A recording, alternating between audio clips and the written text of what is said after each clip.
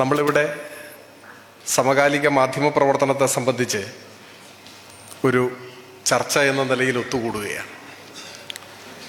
ഈ വിഷയത്തെ സംബന്ധിച്ച്, അതിൻ്റെ വിവിധ വശങ്ങളെ സംബന്ധിച്ച് അറിയപ്പെടുന്ന മാധ്യമ പ്രവർത്തകരെല്ലാം ഇവിടെ സന്നിഹിതരായിട്ടുണ്ട്. അവരെല്ലാം വിശദമായി സംസാരിക്കുകയും ചെയ്യും. സ്വതന്ത്ര മാധ്യമ പ്രവർത്തനം ഏറെക്കുറെ ഇല്ലാതായി കഴിഞ്ഞ ഒരു ദേശീയ രാഷ്ട്രീയ സാഹചര്യത്തിലാണ് നമ്മൾ ഈ വിഷയം ചർച്ച ചെയ്യുന്നത്. മുൻപ് അടിയന്തരാവസ്ഥ കാലത്ത് ദുർബലമായ ഒരു ചെറുത്തുനിൽപ്പിന് പോലും സന്നദ്ധമാകാത്ത ഇന്ത്യൻ മാധ്യമങ്ങളെ നിശിതമായി വിമർശിച്ചുകൊണ്ട് ഇരിക്കാൻ പറഞ്ഞപ്പോഴേക്കും മുട്ടുകാലിൽ ഇഴഞ്ഞവർ എന്ന് വിശേഷിപ്പിച്ചത് എൽ.കെ. അദ്വാനിയാണെന്നാണ് വായിച്ചത്. എന്നാൽ പതിറ്റാണ്ടുകൾക്ക് ശേഷം അടിയന്തരാവസ്ഥ എന്ന് വിശേഷിപ്പിക്കാനാവില്ലെങ്കിലും അമിതാധികാര വാഴ്ചയുടെ ഈ ഘട്ടത്തിൽ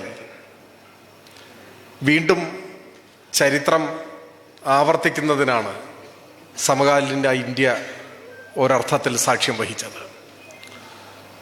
എത്ര വേഗത്തിലാണ് വലതുപക്ഷ സ്വഭാവമുള്ള മാധ്യമങ്ങൾ വർഗീയ വലതുപക്ഷമായി മാറിയത് എന്നത് സമീപകാലത്തെ ഒരു 100 അനുഭവങ്ങളെങ്കിലും ഇക്കാര്യങ്ങളെ സംബന്ധിച്ച് നിരീക്ഷിക്കുന്നവരുടെ മനസ്സിലുണ്ടാവും എന്ന കാര്യം ഉറപ്പാണ്. നമ്മുടെ രാജ്യത്ത് കഴിഞ്ഞ ഒരു ദശാബ്ദത്തിനിടയിൽ എല്ലായ്പ്പോഴും എല്ലാവരും പരാമർശിക്കുന്നതാണ്, കോൺഗ്രസിൻ്റെ ദേശീയ നേതൃത്വത്തിൽ നിന്നും BJP-യിലേക്ക് നേതാക്കന്മാർ ഒഴുകിപ്പോയത് സംബന്ധിച്ച് അവിശ്വസനീയമായ പല കൂറുമാറ്റങ്ങളും അക്കൂട്ടത്തിലുണ്ടായിരുന്നു. അന്നും ഇന്നും അരുണാചലിൻ്റെ മുഖ്യമന്ത്രിയായ പേമ ഖണ്ഡു ഉൾപ്പെടെ ചിലതൊക്കെ അവിശ്വസനീയമാണ്. ഒരു സംസ്ഥാനത്തിൻ്റെ ഗവൺമെൻറ് കാലുമാറുന്നു, ഒരു വ്യക്തിയോ ഏതാനും ചില നേതാക്കന്മാരോ അല്ല, ഒരു ഗവൺമെൻറ് തന്നെ കാലുമാറുന്നതിന് നാം സാക്ഷ്യം വഹിച്ചു. ഒരു ഡസനിലധികം മുൻ മുഖ്യമന്ത്രിമാർ ഇങ്ങനെ ഒന്നിരുണ്ട് വെളുത്തപ്പോഴേക്ക് BJP-യിൽ എത്തിച്ചേരുന്നതിനും സാക്ഷ്യം വഹിച്ചു. ഇത് കോൺഗ്രസിൻ്റെ നേതാക്കന്മാരെ വിലക്കെടുക്കുന്നതിൽ മാത്രം ഒതുങ്ങി നിന്ന ഒരു പ്രതിഭാസമല്ല. മഹാരാഷ്ട്രയിൽ നിന്ന് ഒടുവിലത്തെ കൂറുമാറ്റത്തിൻ്റെ അകമ്പടിയായി കേട്ട വാർത്തകൾ സൂചിപ്പിക്കുന്നത് 2 വഴികൾ തിരഞ്ഞെടുക്കാൻ മുൻപിൽ വെച്ചു കൊടുത്തു എന്നാണ്.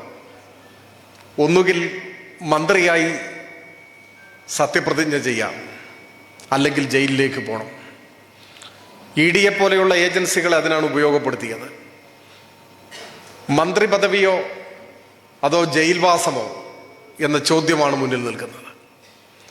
അത്തരമൊരു ചോദ്യത്തിൻ്റെ മുന്നിൽ ജയിലിൽ പോയാലും തിരക്കേടില്ല എന്ന് പറയാൻ എത്ര പേർക്കാണ് ആർജവമുണ്ടാവുക എന്ന് ഈ അനുഭവങ്ങളെല്ലാം തെളിയിക്കുന്നുണ്ട്. ഇത് കോൺഗ്രസ് നേതൃത്വത്തെ ബാധിച്ച ഒരു പ്രശ്നം മാത്രമല്ല, അല്ലെങ്കിൽ മഹാരാഷ്ട്രയിൽ കോൺഗ്രസ് എന്ന് മാത്രമല്ല, എല്ലാവർക്കും അറിയാം. മാധ്യമങ്ങളും സമാനമെന്ന് പറയാനാവില്ലെങ്കിലും പലതരത്തിലുള്ള സാഹചര്യങ്ങളെ നേരിടുന്നുണ്ട്. വേട്ടയാടലുകൾ, സമ്മർദ്ദങ്ങൾ, പ്രലോഭനങ്ങൾ, ഭീഷണികൾ ഇതെല്ലാം നേരിടുന്നുണ്ട്. അതിൻ്റെ എല്ലാം മുന്നിൽ ദുർബലമായി പോലും ഒരു ചെറുത്തുനിൽപ്പിന് സന്നദ്ധമാകാതെ യുദ്ധം തുടങ്ങുന്നതിന് മുൻപേ കീഴടങ്ങി കൊടുക്കാൻ ഒരു മടിയുമില്ലാത്തവരാണ് എന്ന് മാധ്യമരംഗത്തെ ഒട്ടേറെ ആളുകൾ തെളിയിച്ച ഒരു സന്ദർഭം കൂടിയാണിത്.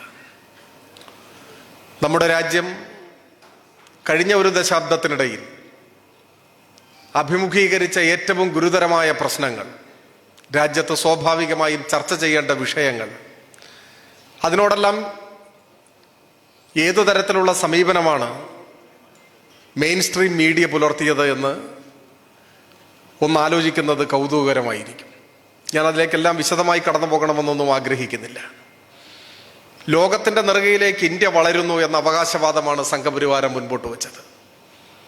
പ്രധാനമന്ത്രിക്ക് ചാർത്തിയ വിശേഷണം വിശ്വഗുരു എന്നായിരുന്നു. അപ്പോഴാണ്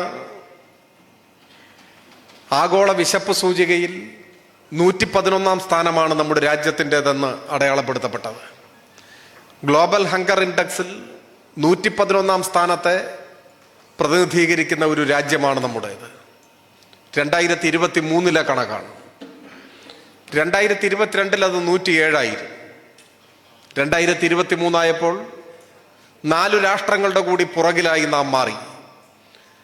ആഗോള വിശപ്പ് സൂചികയിൽ ആകെ 125 രാജ്യങ്ങളാണ് ഉള്ളത്. 125 രാജ്യങ്ങളിലാണ് ഇപ്പോഴും പട്ടിണി ഗൗരവമായി നിലനിൽക്കുന്നത് എന്നാണ് കണ്ടെത്തുന്നത്. ആ 125 രാജ്യങ്ങളുടെ പട്ടികയിൽ 111 സ്ഥാനത്തേക്ക് നമ്മുടെ രാജ്യം വലിച്ചെറിയപ്പെടുമ്പോഴും നമ്മുടെ മാധ്യമങ്ങളിലും സംഘപരിവാരത്തിന്റെ പ്രചരണത്തിലും മുന്നിട്ട് നിൽക്കുന്നത് ഇന്ത്യയുടെ മുന്നേറ്റമാണ്. അതാണ് പ്രത്യേകത. ഇങ്ങനെ ബോധപൂർവം മൂടിവയ്ക്കപ്പെട്ട, മാധ്യമങ്ങളുടെ കൂടി സഹായത്തോടെ മൂടിവയ്ക്കപ്പെട്ട നിരവധിയായ കാര്യങ്ങൾ നമുക്ക് കാണാൻ സാധിക്കും. 2017 മുതൽ 2023 വരെ 6 വർഷത്തിനിടയിൽ ഉത്തർപ്രദേശിൽ മാത്രം എൻകൗണ്ടറുകൾ എന്ന് പേരിട്ട വ്യാജ എൻകൗണ്ടറുകൾ എന്ന് പലരും ചൂണ്ടിക്കാണിക്കുന്ന ഏറ്റുമുട്ടലുകൾ, ഏകപക്ഷീയമായ ഭരണകൂടത്തിന്റെ ആക്രമണം, 190 മനുഷ്യരാണ് കൊല്ലപ്പെട്ടത്. മലയാളത്തിലെ ഏതെങ്കിലും ഒരു പ്രധാനപ്പെട്ട മാധ്യമം ഗൗരവത്തോടുകൂടി ഈ കാര്യം റിപ്പോർട്ട് ചെയ്യുകയോ മുഖപ്രസംഗം എഴുതുകയോ ചെയ്തിട്ടുണ്ടോ എന്നറിഞ്ഞൂടാ. 6 വർഷത്തിനിടയിൽ UP-യിൽ മാത്രം 190 മനുഷ്യരെ വെടിവെച്ചു കൊന്നു. 5591 പേർ ഗുരുതരമായി, സാരമായി അതിൽ പരിക്കേറ്റു. 10,900-ത്തിലധികം ഇത്തരത്തിലുള്ള ഏറ്റുമുട്ടലുകൾ ഉണ്ടായി എന്നാണ്. കൊല്ലേണ്ടവരെ നിശ്ചയിക്കുകയും വെടിവെച്ച് കൊല്ലുകയും ചെയ്യുന്ന പരിപാടി ലോകത്തിലെ ഏറ്റവും വലിയ ജനാധിപത്യ രാജ്യം എന്ന് അഭിമാനിക്കുന്ന ഇന്ത്യയിലെ ഏറ്റവും വലിയ സംസ്ഥാനത്ത് നിർബാധം നടന്നുകൊണ്ടിരിക്കുകയാണ്. 10,900-ത്തിലധികം പോലീസ് ആക്രമണങ്ങൾ, 190 കൊലപാതകം, 5591 പേർക്ക് സാരമായ പരിക്ക്. നമ്മുടെ രാജ്യത്തിൻ്റെ സമകാലീന ചിത്രമാണ്. ഇപ്പോഴും നമ്മുടെ രാജ്യത്തെ ജയിലുകളിൽ നിരവധി വർഷങ്ങളായി തടവിൽ കിടക്കുന്ന,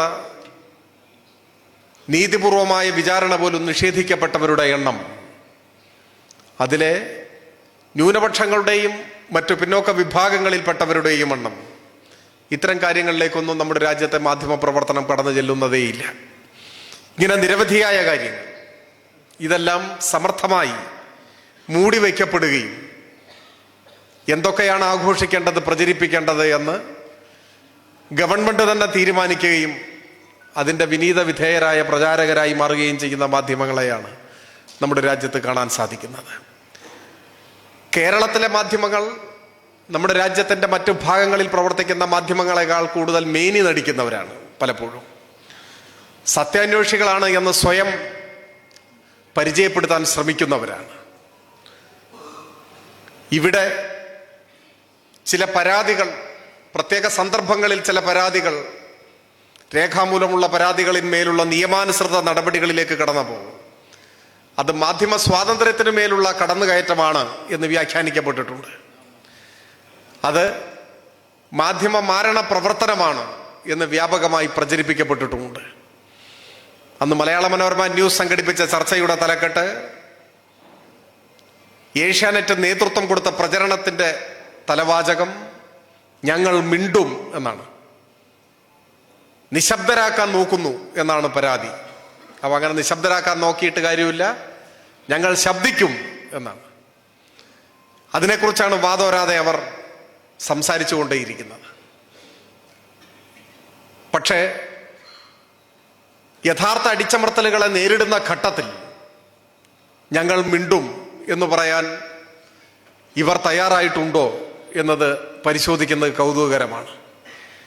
ജസ്റ്റിസ് ലോയയുടെ രക്തസാക്ഷിത്വം ആ ഘട്ടത്തിൽ നമ്മുടെ രാജ്യത്ത് അത് സംബന്ധിച്ചുള്ള ആശങ്കകളും ചർച്ചകളും ഉയർന്നു വന്നിട്ടുണ്ട്.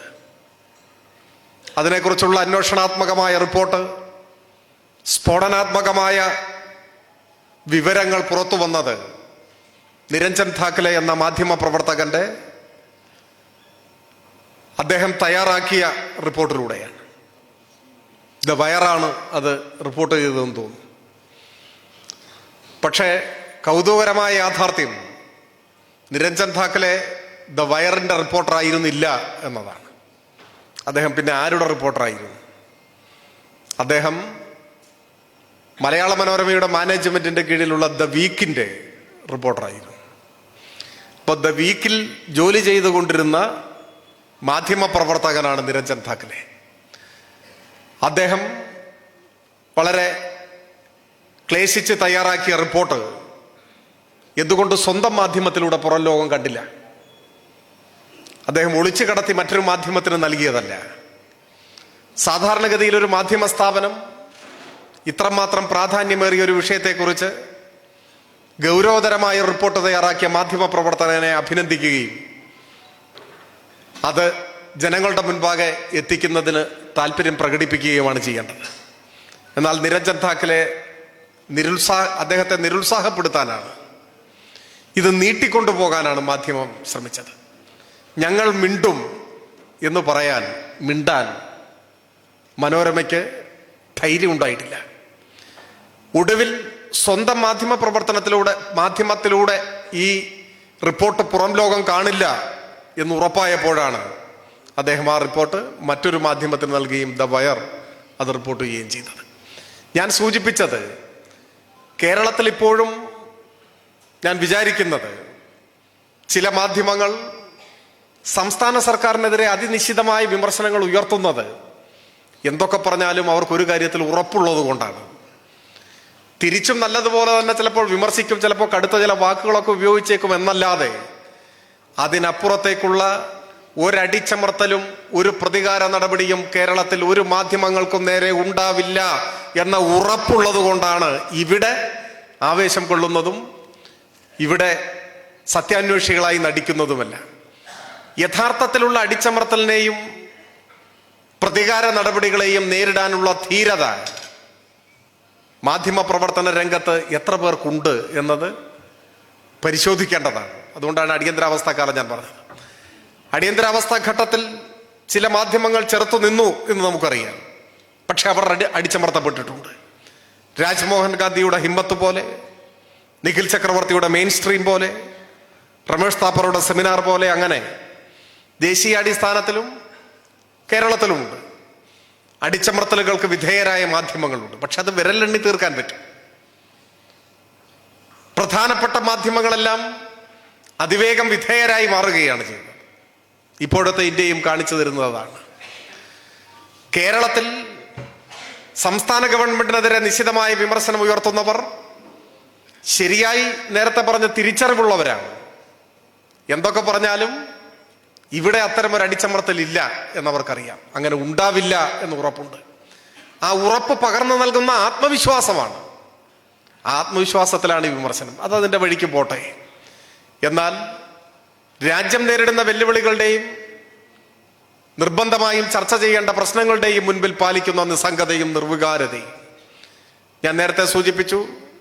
അത് എൻകൗണ്ടറിന്റെ വ്യാജ എൻകൗണ്ടറുകളുടെ വിഷയമായിരുന്നാലും അന്യായ തടങ്കലിന്റെ വിഷയമായിരുന്നാലും ലോകത്തിന്റെ മുൻപിൽ ഇന്ത്യ കൂടുതൽ ദുർബലമാകുന്നത് സംബന്ധിച്ച ആധികാരികമായ സ്ഥിതിവിവര കണക്കുകൾ സംബന്ധിച്ച ചർച്ചയായിരുന്നാലും ഒക്കെ അതിൽ പാലിക്കുന്ന ആ ജാഗ്രത, അത്തരം കാര്യങ്ങളിൽ ഇടപെടാതിരിക്കാനുള്ള ജാഗ്രത, ഒപ്പം വർഗീയ വലതുപക്ഷത്തിന്റെ വിധേയരായ ഭൃത്യരാണ് തങ്ങളെന്ന് തെളിയിക്കാൻ കിട്ടുന്ന ഒരവസരവും പാഴാക്കാതിരിക്കുന്നത് മുൻപ് സൂചിപ്പിച്ചിട്ടുള്ളതാണ്. മലയാള മനോരമ ന്യൂസ് കോൺക്ലേവ് ഉദ്ഘാടനം ചെയ്യാൻ അതിനു മുൻപ് മാധ്യമങ്ങളെ അഭിമുഖീകരിക്കാനേ തയ്യാറായിട്ടില്ലാത്ത ഇന്ത്യൻ പ്രധാനമന്ത്രിയെയാണ് ക്ഷണിച്ചു കൊണ്ടുവന്നത്. ന്യൂസ് കോൺക്ലേവിന്റെ ഉദ്ഘാടനത്തിനാണ്. അതിന് പറ്റിയ ആളാണ് പ്രധാനമന്ത്രി. അമേരിക്കൻ പ്രസിഡന്റിന് ഇന്ത്യൻ പ്രസിഡന്റ് കൊടുത്ത വിരുന്നു സൽക്കാരത്തിലേക്ക് ക്ഷണിക്കപ്പെട്ടത് മലയാള മനോരമയുടെ മേധാവിയെ കൂടിയാണ് എന്ന് നാം കാണേണ്ടതായിട്ടുണ്ട്. ഇതെല്ലാം നമുക്ക് ചുറ്റും സംഭവിച്ചുകൊണ്ടിരിക്കുന്ന കാര്യങ്ങളാണ്. ഓരോ വാർത്തകളെയും സമീപിക്കുന്ന രീതി, സ്റ്റാൻ സ്വാമിയുടെ രക്തസാക്ഷിത്വം സമീപകാല ഇന്ത്യ ചരിത്രത്തിലെ സുപ്രധാനമായ ഒരു ഘട്ടമാണ്. ആ ചരിത്രം ഇവിടെ വിശദീകരിക്കാൻ ഞാൻ ആഗ്രഹിക്കുന്നില്ല. എല്ലാവർക്കും അതറിയാം. ജയിലിൽ പോലും പീഡിപ്പിക്കപ്പെട്ട ഒരാളാണ് സ്റ്റാൻ സ്വാമി. അദ്ദേഹം ആരായിരുന്നു? അദ്ദേഹം പ്രതിനിധാനം ചെയ്തത് ഏതേത് മൂല്യങ്ങൾക്ക് വേണ്ടിയായിരുന്നു? എങ്ങനെയാണ് അദ്ദേഹം ഉൾപ്പെടെയുള്ളവരെ കള്ളക്കേസിൽ കുടുക്കി തുറങ്കിലടച്ചത്? എല്ലാം നമ്മുടെ മുന്നിലുണ്ട്. ആ ദിവസം മലയാള മനോരമ ദിനപത്രത്തിന്റെ തലക്കെട്ട് സ്റ്റാൻ സ്വാമി ആശുപത്രിയിൽ മരിച്ചു എന്നായിരുന്നു. സ്റ്റാൻ സ്വാമി ആശുപത്രിയിൽ മരിച്ചു. മലയാളത്തിൽ ഇങ്ങനെയൊക്കെയുള്ള പ്രയോഗങ്ങൾ ഉണ്ടാക്കാൻ കഴിയുമെന്ന് തെളിയിച്ച ഒരു മാധ്യമം കൂടിയാണ്. അത് ഒറ്റപ്പെട്ടത് മാത്രമല്ല. ഇപ്പോ കൗതുകരമായൊരു തലക്കെട്ട് കഴിഞ്ഞ ദിവസം കണ്ടു മനോരമയിൽ തന്നെ. സപ്ലൈകോയുടെ ചില്ലറ വിൽപ്പനശാലകളിലൊന്നും അവശ്യ സാധനങ്ങൾ ഇല്ല എന്നത് വലിയ വിമർശനമായിരുന്നു. എന്നാൽ പിന്നീട് അത് പരിഹരിച്ചു, സാധനങ്ങളൊക്കെ വന്നു. പിന്നീട് അവശ്യ സാധനങ്ങളുടെ വില വർദ്ധിപ്പിച്ചു. അതൊരു വലിയ വിവാദമായി ഉയർത്തിക്കൊണ്ടുവന്നിരുന്നു. കേരളം എന്ന സംസ്ഥാനം രൂപപ്പെട്ടതിന് ശേഷം ഇങ്ങോട്ടുള്ള വിലക്കയറ്റത്തിന്റെ ചരിത്രം പരിശോധിച്ചാൽ ഏതാണ്ട് 8 വർഷം ഒരു നയാ പൈസ പോലും ഇത്തരത്തിലുള്ള സപ്ലൈകോയുടെ ചില്ലറ വിൽപ്പനശാലകളിൽ, മാവേലി സ്റ്റോറുകളിലൊന്നും ഒരു പൈസ പോലും വില വർദ്ധിച്ചിട്ടില്ല. സത്യത്തിൽ 2016 നിയമസഭാ തെരഞ്ഞെടുപ്പിൽ ഇടതുപക്ഷ ജനാധിപത്യ മുന്നണിയുടെ പ്രകടന പത്രികയിലെ ഒരു ഇനമായിരുന്നു 5 കൊല്ലം പൊതുവിപണിയിൽ ഈ സർക്കാർ നിയന്ത്രണത്തിലുള്ള സ്ഥാപനങ്ങളിൽ നിത്യോപയോഗ അവശ്യ സാധനങ്ങളുടെ വില വർദ്ധിപ്പിക്കില്ല. അതായിരുന്നു 14 ഇനം അവശ്യ സാധനങ്ങൾ. ഒരു മനുഷ്യന് ജീവിക്കാൻ അത്യാവശ്യമായി വേണ്ട 14 ഇനം സാധനങ്ങൾ. അതിലരിയും മറ്റ് പല വ്യഞ്ജനങ്ങളെല്ലാം ഉൾപ്പെടും. ഈ സാധനങ്ങൾക്ക് 5 കൊല്ലം വില വർദ്ധിപ്പിക്കില്ല. അതാണ് 2016 വാഗ്ദാനം. 5 കൊല്ലം ഒരു പൈസ പോലും കൂടിയില്ല. വാഗ്ദാനം പാലിച്ചു. ഗവൺമെന്റ് തുടർന്നും വന്നു. 6ാം കൊല്ലവും കൂടിയില്ല, 7ാം കൊല്ലവും കൂടിയില്ല. അത് കഴിഞ്ഞപ്പോഴാണ് കൂട്ടേണ്ടതായി വന്നു. പക്ഷേ കേരളത്തിൽ എത്ര വലിയ പ്രതിഷേധമാണ് മാധ്യമങ്ങൾ ഉയർത്തിക്കൊണ്ടുവന്നത്. എന്നാലിപ്പോ കഴിഞ്ഞ മാസം സപ്ലൈകോയുടെ ചില്ലറ വിൽപ്പനശാലകളിൽ ഈ അവശ്യ സാധനങ്ങളുടെ വില കുറച്ചു. മലയാള മനോരമ ആ ദിവസം വാർത്തയ്ക്ക് കൊടുത്ത തലക്കെട്ട് അവശ്യ സാധനങ്ങളുടെ വില പുതുക്കി നിശ്ചയിച്ചു എന്നാണ്. കുറച്ചു എന്ന വാക്ക് മലയാള മനോരമയ്ക്ക് അറിയേയില്ല. പുതുക്കി നിശ്ചയിച്ചു എന്ന് പറഞ്ഞാൽ എന്താ അർത്ഥം? അങ്ങനെയും മലയാളം ഉപയോഗിക്കാൻ പറ്റും എന്ന് നിങ്ങൾ മനസ്സിലാക്കിക്കോ. അവശ്യ സാധനങ്ങളുടെ വില പുതുക്കി നിശ്ചയിച്ചു. സമാനമായൊരു തലക്കെട്ട് വന്ദേ ഭാരത് ട്രെയിൻ കേരളത്തിൽ വന്ന സമയത്തായിരുന്നു. ആദ്യ ദിവസം വന്ദേ ഭാരത് വരികയാണ്. അപ്പൊ വന്ദേ ഭാരതിനെ പാടി പുകഴ്ത്തുകയാണ്. സാമാന്യന വേഗത്തിൽ പോകുന്നൊരു ട്രെയിനാണ്, നമ്മളൊക്കെ അതിനെ ആശ്രയിക്കുന്നതാണ്. ഞാനിപ്പോൾ അതിന് പോകാൻ നിൽക്കുകയാണ്. നമുക്കൊരു വിരോധവും വന്ദേ ഭാരതിനോടില്ല. എന്താണ് ആഗ്രഹം? കുറെ കൂടി വേഗതയിലുള്ള ട്രെയിൻ വേണം. അതാണ് കേരളയിലെ കുറിച്ചുള്ള ചർച്ചകൾ വന്നത്. വളരെ വേഗത്തിൽ യാത്ര ചെയ്യാൻ കഴിയണം, ആളുകൾക്ക് സമയം ലാഭിക്കാൻ കഴിയും. അപ്പൊ അതിനെക്കുറിച്ച് പറയുമ്പോൾ അത് വേണ്ട എന്ന് സ്ഥാപിക്കാൻ വന്ദേ ഭാരതിനെ കേരളയിലിന് പകരമായി പ്രതിഷ്ഠിക്കുക എന്ന ഉത്തരവാദിത്വം മാധ്യമങ്ങൾ ഏറ്റെടുത്തു. അപ്പൊ ആദ്യത്തെ സർവീസാണ് വന്ദേ ഭാരതിന്റെ. അപ്പൊ ആദ്യത്തെ സർവീസിൽ നിശ്ചയിക്കപ്പെട്ടതിനേക്കാൾ ഒരു ഇത്തിരി സമയം വൈകി. വലിയ കാര്യമൊന്നുമല്ല, 18 മിനിറ്റ് വൈകി. പക്ഷെ മനോരമ കൊടുത്ത വാർത്തയുടെ തലക്കെട്ട് 18 മിനിറ്റ് സമയവ്യത്യാസത്തിൽ വന്ദേ ഭാരത് എത്തി എന്നാണ്. വൈകി എന്ന വാക്ക് അന്നറിയില്ല മനോരമയ്ക്ക്. വൈകുമ്പോൾ അതിനെ സമയവ്യത്യാസം എന്നും വില കുറയ്ക്കുമ്പോൾ വില പുതുക്കി നിശ്ചയിച്ചു എന്നും എഴുതാം എന്നും ഭാഷയെ അങ്ങനെയൊക്കെ പ്രയോഗിക്കാമെന്നും നമുക്ക് പരിചയപ്പെടുത്തി തരുന്ന ഒരു മാധ്യമമാണ്. ഒരു മാധ്യമമല്ല, ഇതിന് ഏറിയോ കുറഞ്ഞോ ആണ് മറ്റെല്ലാ മാധ്യമങ്ങളും. ഇത്തരത്തിലുള്ള ഒരു ലോകത്തു കൂടിയാണ് നമ്മൾ ജീവിക്കുന്നത് എന്ന് നാം ചിന്തിക്കേണ്ടതായിട്ടുണ്ട്. പാർലമെന്റിന്റെ ഉദ്ഘാടനം നടക്കുന്ന സന്ദർഭത്തിൽ, പാർലമെന്റ് മന്ദിരത്തിന്റെ ഉദ്ഘാടനം നടക്കുന്നു. ഏതോ ഒരു അപരിഷ്കൃത സമൂഹത്തിലെ, ഒരു പ്രാചീന സമൂഹത്തിലെ ആരാധനാലയത്തിൽ നടക്കുന്ന ചടങ്ങിനെ അനുസ്മരിപ്പിക്കും വിധമാണ് ഒരു മതനിരപേക്ഷ രാഷ്ട്രത്തിന്റെ പാർലമെന്റ് മന്ദിരം ഉദ്ഘാടനം ചെയ്യപ്പെട്ടത്. എല്ലാവർക്കും അറിയാം. ഇന്ത്യൻ ഭരണഘടനയെ സംബന്ധിച്ചും നമ്മുടെ രാജ്യത്തിന്റെ പൊതുവായി രാജ്യം ഉയർത്തിപ്പിടിക്കുന്നതെന്ന് കരുതപ്പെടുന്ന മൂല്യങ്ങളെ സംബന്ധിച്ചും അല്പമെങ്കിലും ധാരണയുള്ള ഒരാൾക്ക് വിമർശനം ഉയർത്താതിരിക്കാനാവില്ല. ആ ഘട്ടത്തിൽ മലയാള മനോരമയുടെ തലക്കെട്ട് സമർപ്പണം എന്നായിരുന്നു. സമർപ്പണം, അതാണ് തലക്കെട്ട്. മാതൃഭൂമിയുടെ തലക്കെട്ട് പുതിയ ഇന്ത്യ. ഏതർത്ഥത്തിലാണെന്ന് എനിക്ക് അറിഞ്ഞുകൂടാ. പുതിയ ഇന്ത്യ എന്നാണ്. ദേശാഭിമാനി അന്ന് കൊടുത്ത തലക്കെട്ട് ഇതല്ല ഇന്ത്യ എന്നായിരുന്നു. ടെലഗ്രാഫിന്റെ തലക്കെട്ട് 2023 BC എന്നായിരുന്നു. പക്ഷെ അത് കഴിഞ്ഞപ്പോൾ ടെലഗ്രാഫിന്റെ എഡിറ്റർ പ്രത്യേകിച്ച് ചുമതലകളൊന്നും ഇല്ലാതെ ഒരാളായി മാറുന്ന കാഴ്ചയാണ് നമ്മൾ കണ്ടത്. ഒറ്റപ്പെട്ട പ്രതിരോധത്തിന്റെ ശബ്ദം പോലും വളരെ വേഗം അടിച്ചമർത്തപ്പെടുന്ന അനുഭവം കൂടി നമ്മുടെ രാജ്യത്ത് നാം കണ്ടുകൊണ്ടിരിക്കുന്നുണ്ട്. ഇത്തരത്തിൽ സവിശേഷമായ യാഥാർത്ഥ്യങ്ങളെയാണ് ഇന്ത്യൻ മാധ്യമ ലോകം നമ്മുടെ മുൻപാകെ വയ്ക്കുന്നത്. എന്താണ് ഇതിൻ്റെ കാരണമെന്ന് പ്രത്യേകിച്ച് പറയേണ്ടതില്ല. നമ്മളെല്ലാം ഇന്ന് കേരളം പോലെയൊരു സംസ്ഥാനം, നല്ലതുപോലെ മാധ്യമ സാക്ഷരതയുള്ളവരാണ് ഈ സംസ്ഥാനത്തെ ജനങ്ങൾ എന്ന കാര്യത്തിലും സംശയമൊന്നുമില്ല. നോം ചോംസ്കിയെ പോലെയുള്ളവർ വർഷങ്ങൾക്ക് മുൻപ് ഈ കാര്യം ചൂണ്ടിക്കാണിച്ചിട്ടുണ്ട്. ലോകത്തിലെ മുഖ്യധാരാ മാധ്യമങ്ങളെ സംബന്ധിച്ച് അദ്ദേഹത്തിൻ്റെ വിമർശനം ആരംഭിക്കുന്നത് തന്നെ അവയുടെ ഏറ്റവും പ്രധാനപ്പെട്ട ദൗർബല്യം ഇടതുപക്ഷ വിരുദ്ധ മനോഭാവമാണ് എന്ന് നിരീക്ഷിക്കുന്നുണ്ട്. അതിൻ്റെ കാരണവും അദ്ദേഹം തന്നെ ചൂണ്ടിക്കാണിക്കുന്നുണ്ട്. എല്ലാവർക്കും അറിയാവുന്നതാണ്. ഇന്ന് മാധ്യമങ്ങളെ നിയന്ത്രിക്കുന്നത് കോർപ്പറേറ്റുകളാണ്, വൻകിട കോർപ്പറേറ്റുകളാണ്. 1983 ഒരു കണക്ക് അമേരിക്കൻ മാധ്യമങ്ങളിൽ 90% നിയന്ത്രിച്ചത് 50 കോർപ്പറേറ്റ് സ്ഥാപനങ്ങളാണ്, 50 കോർപ്പറേറ്റ് കമ്പനികളാണ് എന്നാണ്. എന്നാൽ പോയ വർഷത്തെ കണക്ക് അമേരിക്കയിലെ 90% മാധ്യമങ്ങളെയും നിയന്ത്രിക്കുന്നത് 6 കമ്പനികളാണ് എന്നാണ്, 6 കോർപ്പറേറ്റ് സ്ഥാപനങ്ങളാണ് എന്നാണ്. ബ്രിട്ടനിൽ 90% മാധ്യമങ്ങളെയും നിയന്ത്രിക്കുന്നത് 3 കമ്പനികളാണ്, 3 കോർപ്പറേറ്റുകളാണ്. കോർപ്പറേറ്റ് വൽക്കരണം ലോകമെമ്പാടും മാധ്യമങ്ങളുടെ നിയന്ത്രണം ഏറ്റെടുത്ത ഒരു കാലമാണ്. നമ്മുടെ രാജ്യത്തും സമാനമായ ചലനങ്ങൾ നാം കാണുന്നുണ്ട്. ഇപ്പം NDTVയുടെ ഒക്കെ ഉൾപ്പെടെ ഉദാഹരണങ്ങൾ സമീപകാലത്ത് തന്നെ ചർച്ച ചെയ്തിട്ടുള്ളതാണ്, ഞാൻ ആവർത്തിക്കുന്നില്ല. ഇന്ത്യയിലെ മാധ്യമ ലോകവും കോർപ്പറേറ്റ് നിയന്ത്രണത്തിന് കീഴിലാണ്. ഒന്നുകിൽ കോർപ്പറേറ്റുകൾ നിയന്ത്രിക്കുന്ന മാധ്യമങ്ങൾ, അല്ലെങ്കിൽ കോർപ്പറേറ്റുകളോട് ചേർന്ന് നിൽക്കുന്ന മാധ്യമങ്ങൾ.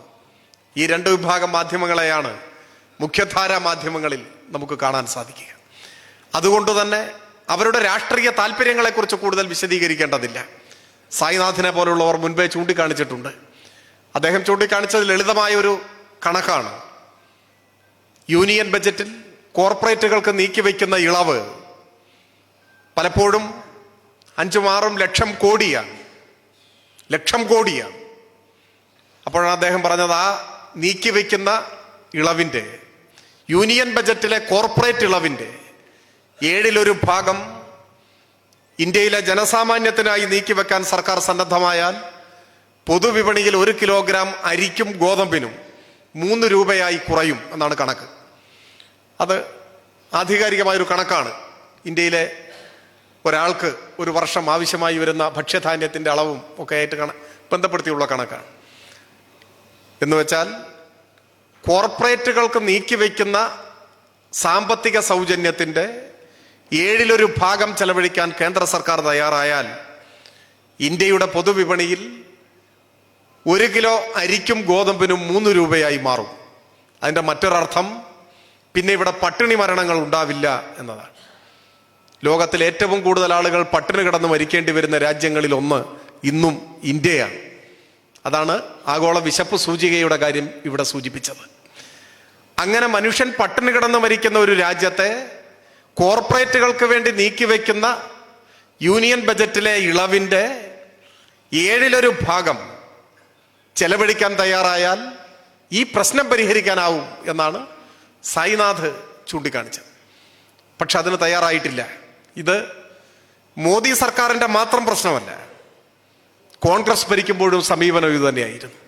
അതുകൊണ്ട് ഇന്ത്യയിലെ കോർപ്പറേറ്റുകളെ സംബന്ധിച്ചിടത്തോളം കോൺഗ്രസ് അധികാരത്തിൽ വന്നാലും BJP അധികാരത്തിൽ വന്നാലും അവർ സന്തുഷ്ടരാണ്. 2 ഗവൺമെന്റുകളുടെയും കീഴിൽ തങ്ങളുടെ താല്പര്യങ്ങൾ സംരക്ഷിക്കപ്പെടും എന്ന കാര്യം ഉറപ്പുമാണ്. ഈ കോർപ്പറേറ്റ് പ്രീണനത്തെ ഇന്ത്യയിൽ എതിർക്കുന്ന ഒരേ ഒരു കൂട്ടരേ ഉള്ളൂ, അത് ഇന്ത്യയിലെ ഇടതുപക്ഷമാണ്. അഥവാ ഇന്ത്യൻ ഇടതുപക്ഷത്തിന് നേതൃത്വം കൊടുക്കുന്ന CPIM ആണ്. അതുകൊണ്ട് നാളെ നടക്കുന്ന ഒരു തെരഞ്ഞെടുപ്പിൽ CPIM ഭൂരിപക്ഷം സീറ്റുകൾ നേടി ഇന്ത്യയിൽ അധികാരത്തിൽ വരും എന്നൊരു കോർപ്പറേറ്റുകളും പേടിക്കുന്നില്ല, നമ്മൾ തന്നെ പ്രതീക്ഷിക്കുന്നില്ല. പക്ഷേ ഇന്നുള്ളതിനേക്കാൾ കുറച്ചുകൂടി മെച്ചപ്പെട്ട ഒരു അംഗബലം ഇന്ത്യൻ പാർലമെന്റിൽ ഇടതുപക്ഷത്തിന് ഉണ്ടായാലോ, ഒരു വിലപേശൽ ശക്തിയായി മാറിയാലോ, അങ്ങനെ വിലപേശൽ ശക്തിയായി മാറുന്ന ഒരു വിഭാഗത്തിന്റെ കൂടി പിന്തുണയോടെ ഒരു ഭരണ സംവിധാനം ഇന്ത്യയിൽ അധികാരത്തിൽ വന്നാലോ, അങ്ങനെ വരുന്ന സന്ദർഭത്തിൽ ഈ കോർപ്പറേറ്റ് പ്രീണന നയങ്ങൾ ഇങ്ങനെ തുടരാനാവില്ല എന്ന് എല്ലാവർക്കും അറിയാം, കോർപ്പറേറ്റുകൾക്ക് പ്രത്യേകിച്ചും അറിയാം. അതുകൊണ്ട് ഇന്ത്യയിൽ തകർക്കേണ്ട രാഷ്ട്രീയ ശക്തി അത് ഇടതുപക്ഷത്തിൻ്റെതാണ്, അത് CPIM-ൻ്റെതാണ് എന്ന് തങ്ങളുടെ നിലനിൽപ്പിന്റെ കൂടി അടിസ്ഥാനത്തിൽ പരിശോധിക്കുമ്പോൾ കോർപ്പറേറ്റുകൾക്ക് വ്യക്തമാണ്. അതുകൊണ്ട് കോർപ്പറേറ്റ് മാധ്യമങ്ങൾ എപ്പോഴും സ്വീകരിക്കുന്ന രാഷ്ട്രീയ നിലപാട് ഇതിനനുസൃതമായിരിക്കുമെന്ന കാര്യം പ്രത്യേകിച്ച് പറയേണ്ടതില്ല. പലരും ആശങ്കപ്പെടാറുണ്ട്, എന്തുകൊണ്ടാണ് മനോരമ, ഏഷ്യാനെറ്റ്, മാതൃഭൂമി, മറ്റു പലരും ഇടതുപക്ഷത്തെ നിരന്തരം ഇങ്ങനെ ആക്രമിക്കേണ്ട കാര്യം എന്താണ്? ഇപ്പൊ ലോക്സഭാ തെരഞ്ഞെടുപ്പിൽ ഒരു വലിയ പരാജയം ഉണ്ടായി കേരളത്തിൽ ഇടതുപക്ഷത്തിൽ. മാധ്യമങ്ങളുടെ നേതൃത്വത്തിലുള്ള ആക്രമണം ഇപ്പോഴും തുടർന്നുകൊണ്ടിരിക്കുകയാണ്. അത് കേട്ടാൽ തോന്നുക ലോകത്തിലെ അവസാനത്തെ തെരഞ്ഞെടുപ്പാണ് ഈ തെരഞ്ഞെടുപ്പ് എന്നാണ്, ഇനി ഒരു തെരഞ്ഞെടുപ്പില്ല എന്നാണ് തോന്നുന്നത്. പഴയ മനോരമയുടെ ഒരു മുഖപ്രസംഗം എടുത്ത് വായിച്ചു നോക്കി ഞാൻ. അത് UDF-ന് വലിയ ആഘാതമേറ്റ ഒരു തെരഞ്ഞെടുപ്പായിരുന്നു. UDF വലിയ പരാജയം നേടിയ ഒരു തെരഞ്ഞെടുപ്പ്. അപ്പൊ മനോരമ മുഖപ്രസംഗത്തിൽ എഴുതുകയാണ്, ഒരു തിരഞ്ഞെടുപ്പ് ഫലത്തിന്റെ അടിസ്ഥാനത്തിലല്ല രാഷ്ട്രീയമായ വിലയിരുത്തലുകൾ നടത്തേണ്ടത്. മനോരമ ഓർമ്മിപ്പിക്കുകയാണ്, ഒരു തോൽവി കൊണ്ട് ഒന്നും അവസാനിക്കില്ല. കാര്യങ്ങളെല്ലാം ശരിയായി വിലയിരുത്തി മനസ്സിലാക്കി പൂർവാധികം ശക്തിയോടെ തിരിച്ചു വരാനുള്ള അവസരങ്ങൾ നിങ്ങളുടെ മുന്നിലുണ്ട്, നിങ്ങൾ ക്ഷീണിച്ചു പോകരുത് എന്ന് മനോരമ ഉപദേശിക്കുകയാണ്, ഓർമ്മപ്പെടുത്തുകയാണ്. UDF-ന് പരാജയം സംഭവിക്കുമ്പോൾ സ്വീകരിക്കേണ്ട രാഷ്ട്രീയ ദൗത്യം എന്താണ് എന്ന് മുഖ്യധാരാ മാധ്യമങ്ങൾക്കറിയാം. ഇടതുപക്ഷം പരാജയപ്പെടുമ്പോൾ സ്വീകരിക്കേണ്ടത് എന്താണ് എന്നും അവർക്കറിയാം. അതിൻ്റെ വഴിയെ മുൻപോട്ട് പോവുകയും ചെയ്യും. ഞാൻ കൂടുതൽ ഇത്തരം കാര്യങ്ങളെക്കുറിച്ച് വിശദീകരിക്കണമെന്ന് ആഗ്രഹിക്കുന്നില്ല. പ്രതീക്ഷയുടെ ഒരു ചെറിയ പ്രകാശനാളം പോലും കണ്ടെടുക്കാനാവാത്തത്ര ആസുരമായ ഒരു അന്തരീക്ഷം ഇന്ത്യൻ മാധ്യമരംഗത്തുണ്ട് എന്ന് പറഞ്ഞാൽ അത് അതിശയോക്തിയാവില്ല. എന്നാൽ അതിൻ്റെ ഒരു മറുഭാഗമുണ്ട്. ശാസ്ത്ര സാങ്കേതിക വൈജ്ഞാനിക മണ്ഡലങ്ങളിലെ മഹാവിസ്ഫോടനങ്ങൾക്ക് അനുസൃതമായി രൂപപ്പെട്ടു വന്ന ചില അവസരങ്ങളെ ഒരു ബദൽ സാധ്യത എന്ന നിലയിൽ ഉയർത്തിക്കൊണ്ടുവരാൻ പലരും പരിശ്രമിച്ചിട്ടുണ്ട്, പലർക്കും അതിന് സാധിച്ചിട്ടുമുണ്ട്. ഇപ്പോൾ നമ്മുടെ രാജ്യത്ത് വിരലിലെണ്ണാവുന്നതെങ്കിലും ചില ഓൺലൈൻ മാധ്യമങ്ങൾ, ഒപ്പം സാമൂഹ്യ മാധ്യമ പ്ലാറ്റ്ഫോമിനെ ഉപയോഗപ്പെടുത്തുന്ന ചില വ്യക്തികൾ, ചിലത് ഒറ്റയാൾ പോരാട്ടങ്ങളാണ്. ധ്രുവറാട്ടിയെ കുറിച്ചൊന്നും ഞാൻ വിശദമായിട്ട് ഇവിടെ പ്രസംഗിക്കേണ്ട കാര്യമില്ല, എല്ലാവരും അതെല്ലാം ചർച്ച ചെയ്തുകൊണ്ടിരിക്കുന്ന ഒരു സന്ദർഭമാണ്. ചില ഓൺലൈൻ മാധ്യമങ്ങളായി സ്വയം മാറിയ ചില വ്യക്തികൾ, വിപരീതാനുഭവങ്ങൾ ഏറെ ഉണ്ടാവാം. എങ്കിലും ഈ ഘട്ടത്തിൽ ഇന്ത്യൻ മാധ്യമ പ്രവർത്തനത്തിന്റെ വർത്തമാനത്തെക്കുറിച്ച് സംസാരിക്കുമ്പോൾ ഇത്തരത്തിലുള്ള ചില കാര്യങ്ങളാണ് പ്രതീക്ഷാപൂർവം നമുക്ക് കണ്ടെടുക്കാനാവുക. ചില കൂട്ടായ്മകളും അങ്ങനെ രൂപപ്പെട്ടു വരുന്നുണ്ട്. ഞാനിവിടെ പ്രത്യേകിച്ച് ഒന്നിൻ്റെയും പേര് പറയാൻ ആഗ്രഹിക്കുന്നില്ല. ഈ നവമാധ്യമ പ്ലാറ്റ്ഫോമുകളെ ഉപയോഗപ്പെടുത്തിക്കൊണ്ട് ഒരു ജനപക്ഷ മാധ്യമ പ്രവർത്തനത്തിന്റെ സാധ്യതകളെ കുറിച്ച് ആരായുന്ന മുഖ്യധാരാ മാധ്യമങ്ങൾ ചർച്ച ചെയ്യാൻ ഇഷ്ടപ്പെടാത്ത കാര്യങ്ങൾ ജനങ്ങളുടെ മുൻപാകെ കൊണ്ടുവരാൻ ഒക്കെ ശ്രമിക്കുന്ന ചില മാധ്യമങ്ങൾ, ഓൺലൈൻ മാധ്യമങ്ങൾ, ആ പ്ലാറ്റ്ഫോമിൽ പ്രവർത്തിച്ചു കൊണ്ടിരിക്കുന്ന ചില വ്യക്തികൾ, അവരുടെ പ്രവർത്തനങ്ങളാണ് ഒരുപക്ഷെ കൂടുതൽ വന്ധ്യമായി കൊണ്ടിരിക്കുന്ന നമ്മുടെ മാധ്യമരംഗത്തെ, വിശാലമായ അർത്ഥത്തിൽ മാധ്യമരംഗത്തെ ഒന്ന് പിടിച്ചു നിർത്താൻ സഹായിക്കുന്നത് എന്നും നമുക്ക് തിരിച്ചറിയാൻ കഴിയുന്ന ഒരു സന്ദർഭമാണിത്. ഇവിടെ ഓരോ വ്യക്തിയും ഓരോ മാധ്യമ പ്രവർത്തക ആകാനുള്ള ഒരു സാധ്യത നമ്മുടെ മുന്നിലുണ്ട്. അത് കുറച്ചു കാലമായി രൂപപ്പെട്ടു വന്ന ഞാൻ ഈ സൂചിപ്പിച്ച ആ നവമാധ്യമ പശ്ചാത്തലത്തിലെ ഒരു സാധ്യതയാണ്. ആ സാധ്യതയെ ശരിയായി ഉപയോഗപ്പെടുത്താൻ മുന്നോട്ട് വരുന്ന ധാരാളം ആളുകളും ഇപ്പോൾ നമുക്ക് ചുറ്റുമുണ്ട്. അത് ഒരു പ്രതീക്ഷയാണ്, അതൊരു സാധ്യതയാണ്. ഇത്തരത്തിലുള്ള മാധ്യമ സെമിനാറുകളിലും എനിക്ക് സൂചിപ്പിക്കാനുള്ളത്, അത്തരം സാധ്യതകളെ ഉപയോഗപ്പെടുത്താൻ ഓരോ വ്യക്തിയും മുൻപോട്ട് വരണം. ആ ഒരു സാധ്യത നമ്മുടെ മുൻപിൽ നിലനിൽക്കുന്നുണ്ട് എന്ന് മാത്രമാണ്. അരമണിക്കൂർ സംസാരിക്കാമെന്നാണ് ഞാൻ കരുതിയത് ഉദ്ഘാടന പ്രസംഗം എന്നല്ലേ. ഇപ്പോൾ കൃത്യം അരമണിക്കൂറായി. ഞാൻ അവസാനിപ്പിക്കുന്നു. ഈ സെമിനാർ ഔപചാരികമായി ഉദ്ഘാടനം ചെയ്യുന്നതായി അറിയിക്കും.